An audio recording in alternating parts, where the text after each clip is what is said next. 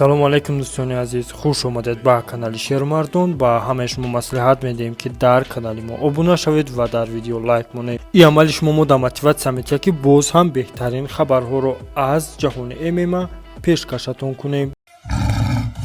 яке аз варизишгари машҳури тоҷик Лоик Рачабов дар инстаграми худ бо гузоштани пост чунин навиштааст: салом алейкум, ма шартнома бо менеджери нав ба имзо расонидам бо бародарам Али Абдулазиз.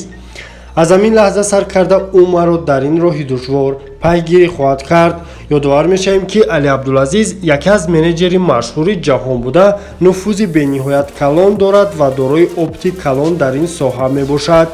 ӯ менеҷери варзишгари машҳур ҷанговари ЮФС Хабиб Нурмагомедов мебошад. ёдовар мешавем ки Лоик Рачабов 13 август бо Александр Мартинес дар даври полуфинал Гран При ПФЛ вомехӯранд. яке аз реванше ки ҳама дӯстдорони ММА-и тоҷик интизораш аст. шумо чӣ фикр доред? дар ин муҳориба кӣ ғолиб мешавад? Лоик Рачабов ё ин ки Александр Мартинес?